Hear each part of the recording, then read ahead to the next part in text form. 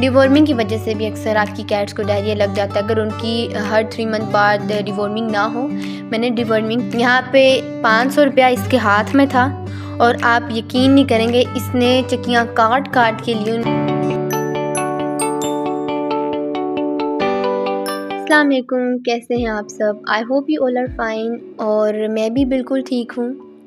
तो आज का व्लॉग बहुत ही अमेजिंग है, बहुत ही हेल्पफुल है आपकी कैट्स के लिए, क्योंकि मैं आज अपने व्लॉग में बताऊंगी कि कैट्स के अंदर डायरिया किन रीज़न्स की वजह से होता है, क्यों होता है और इसको मतलब हम इसका सोल्यूशन क्या करेंगे तुम्हारी कैट्स के अंदर डायरिया नहीं होगा।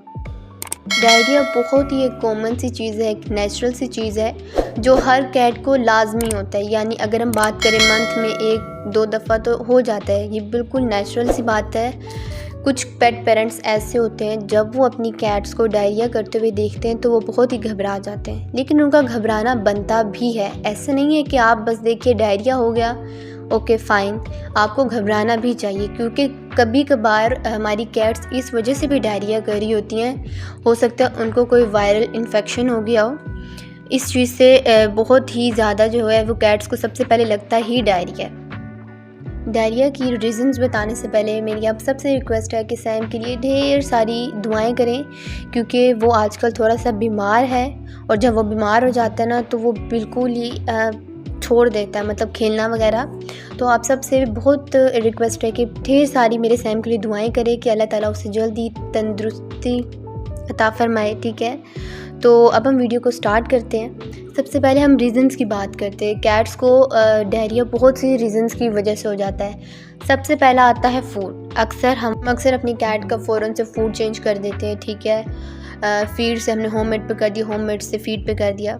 फिर दूसरी रीज़न ये आ जाती है डिवॉर्मिंग ना हो तब भी कैट्स को डायरिया लग जाता है।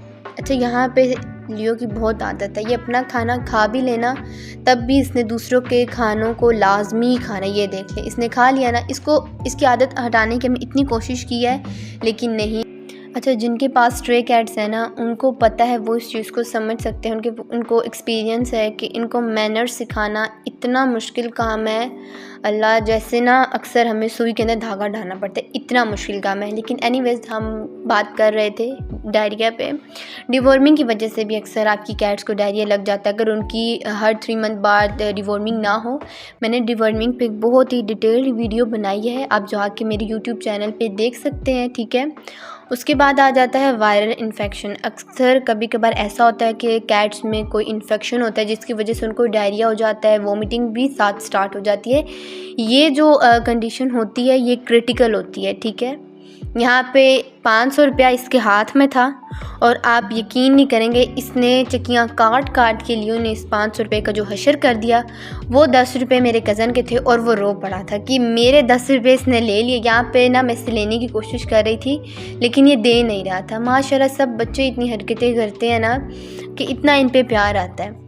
अच्छा, फिर क्या होता है, अक्सर डायरिया कैट्स को इस वजह से भी हो जाता है कि वो ओवर ईटिंग कर लेती हैं, यानी बहुत ज़्यादा खा लेती हैं, इस वजह से भी उनको डायरिया लग जाता है। लेकिन एक नेचुरल सी चीज़ है, इन सब का एक ही सोल्यूशन है और वो सोल्यूशन बहुत ही कॉमन है, बहुत ही चीपेस्ट सा सोल्यूशन है।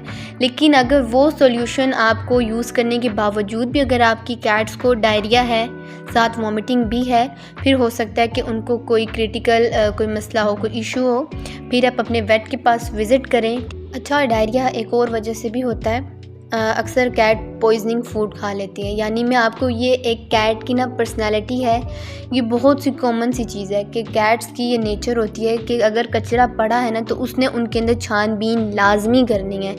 मतलब उनको कोई क्यूरियोसिटी हो रही होती है कि पता नहीं इस कचरे के अंदर क्या है जो हमारे मतलब का है। अक्सर कैट्स की आदत होती है कि वो प्लास्टिक खा लेती हैं। ठीक है, जब वो प्लास्टिक खा लेती है फिर वो मैदे के अंदर जाके उसको इफ़ेक्ट करता है जिसकी वजह से उनको डायरिया लग जाता है। तो इन सब का मैं आपको सोल्यूशन बताती हूँ। ORS वाटर, ये इतना इंतहाई अच्छा किस्म का पाउडर है जिसको आपने वाटर के अंदर मिक्स करना होता है और अपनी कैट्स को दे देना होता है। और इसके अंदर 99% जो है ना वो चांसेस होते हैं कि आपकी कैट्स को डायरिया ख़त्म हो जाता है। लेकिन अगर ORS वाटर के बावजूद आपकी कैट्स का डायरिया नहीं जा रहा है, फिर हो सकता है कि आपकी कैट को कोई सीरियस इशू हो, ठीक है। फिर आप अपनी कैट्स को वेट के पास विज़िट करवाएं। अदरवाइज़ ORS वाटर बहुत ही अच्छा है। ये आपको किसी भी मेडिकल स्टोर या किसी भी फार्मेसी से 40 to 50 रुपीज़ का एक साशा मिल जाता है, ठीक है। उस एक साशे में आपकी कैट्स के लिए शिफा लिखी है, तो आप वो इंशाल्लाह ट्राई करें। मेरी कैट्स को जब भी हुआ है डायरिया तो मैं ORS वाटर ही यूज़ करवाती हूँ। अगर आपकी कैट को अब फ़र्ज़ करें अगर आपकी कैट्स को अब डायरिया हुआ है तो आपने अगले 12 आवर्स यानी अगले 12 घंटों तक आपने अपनी कैट्स को कुछ भी खाने के लिए नहीं देना, सिर्फ़ और सिर्फ ORS वाटर देना है। अगर आप 12 घंटों के बाद कुछ उसे देना भी चाह रहे तो बहुत ही लाइट सा दें, जैसे चिकन सूप है, ठीक है। जब आपको लगे कि आपकी कैट्स का डायरिया बिल्कुल ख़त्म हो गया है तो आप अगर उनको खाने पे शिफ्ट करने लगे तो खाना भी बहुत थोड़ी क्वांटिटी में दें, ठीक है।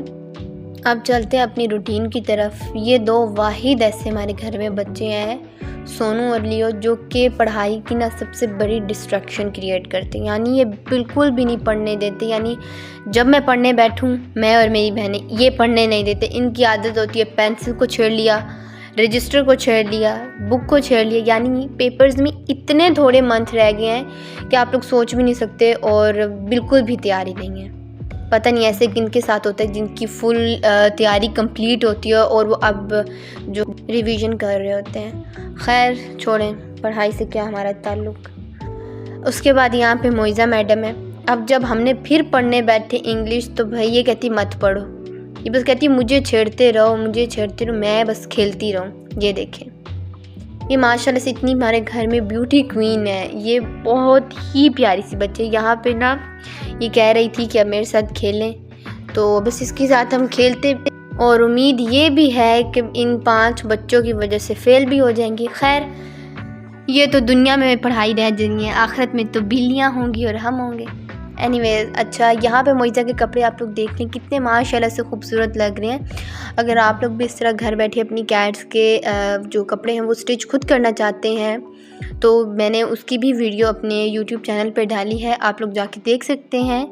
यही माशाल्लाह से बच्चों को मैंने कपड़े पहनाए हैं इसी तरह, क्योंकि मैंने बाहर से मैं परचेज़ नहीं कर सकती थी, और माशाल्लाह 5-6 बच्चे ने कपड़े पहने में इतने खूबसूरत लगते हैं।